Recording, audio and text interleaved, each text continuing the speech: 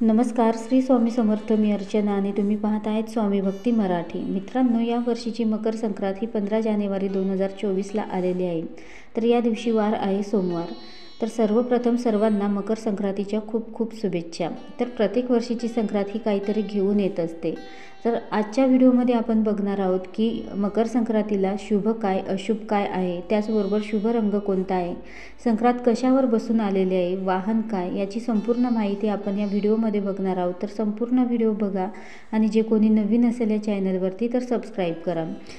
तर संक्रांत म्हणजे काय, तर बघा, जेव्हा सूर्य मकर राशीमध्ये प्रवेश करत असतो तेव्हा उत्तरायण होत असतो. तर संक्रांत हा अतिशय महत्त्वाचा सण मानला जातो, सवाष्णींचा सण मानला जातो. तर बऱ्याच महिला हळदी कुंकूही या दरम्यान करतात. नवीन वर्षातील हा पहिला सण असतो. नवीन लग्न झालेल्या महिला या दिवशी हळदी कुंकू म्हणजे संक्रांतीला हळदी कुंकू करतात, तिळाचे दागिने घालतात. त्याचबरोबर संक्रांतीला काळ्या रंगाला खूप महत्त्व असतो. तर 15 जानेवारी 2024 या दिवशी संक्रांतीचा मुहूर्त हा पहाटे 2:54 सुरू होणार आहे.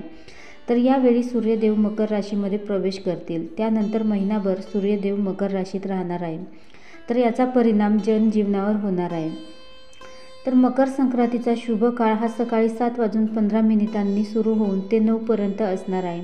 तर यावेळी संक्रांतीच्या दिवशी दानधर्म करणं खूप महत्त्वाचं मानलं जातं.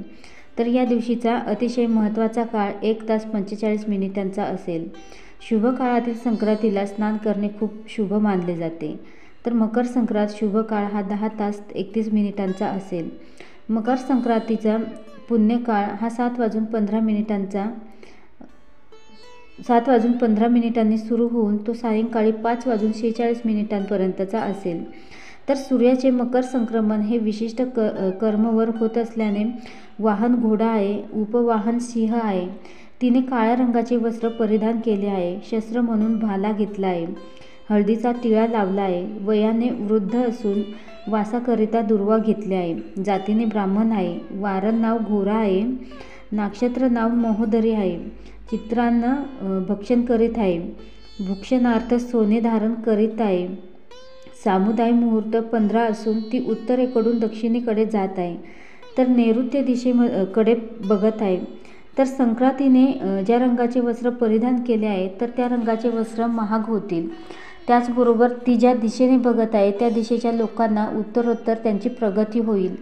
संक्रांतीच्या काळामध्ये काही दान द्यायचे असेल तर तेही तुम्ही देऊ शकता. तर त्याच्यामध्ये तुम्ही नवीन भांडे, गाईला घास, तीळ, अन्नदान करू शकता. सोने, गूळ, वस्त्र तर इत्यादी तुम्ही यथाशक्तीनुसार दान करू शकता. तुम्हाला जे दान करता येईल तुमच्या यथाशक्तीनुसार तुम्ही काही पण यापैकी दान करू शकता. त्याचबरोबर संक्रांतीबद्दल बरेच भ्रम असतात लोकांच्या मनामध्ये, भीती असते, संक्रांत कशावर आले आहे. तर संक्रांतीच्या दिवशी काळ्या रंगाचे वस्त्र परिधान केले जातात. तर ती का परिधान केले जातात, तर बघा, कडाक्याची थंडी पडलेली असते या महिन्यामध्ये. तर काळा रंग जेव्हा आपण घालतो तर तेव्हा त्याची आपल्याला ऊब मिळते, कारण या महिन्यामध्ये सूर्यप्रकाश हा खूप कमी असतो आणि त्यामुळेच काळे कपडे हे याचसाठी वापरले जातात की ऊब मिळावी यासाठी. काळ्या कपड्यामुळे ऊब मिळते. त्याचबरोबर ज्या महिलांची पहिली संक्रांत आहे तर त्यांची इच्छा असेल काळे कपडे घालण्याची तर ते घालू शकतात. ज्यांना नाही वाटत तर त्यांनी नाही घातले तरी चालतील. जसं तुम्हाला वाटेल तर त्या प्रकारे तुम्ही करू शकता. तर बघा, आपण देवपूजा करताना, कोणतीही सेवा करताना काळं वापरत नाही.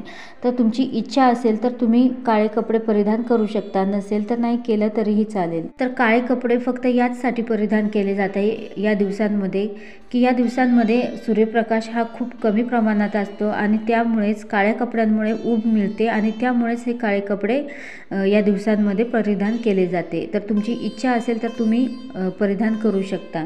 तर तुम्हा सर्वांना ही संक्रांत नक्कीच चांगली जावं हीच मी प्रार्थना करते आणि आजचा व्हिडिओ इथेच संपवते. श्री स्वामी समर्थ.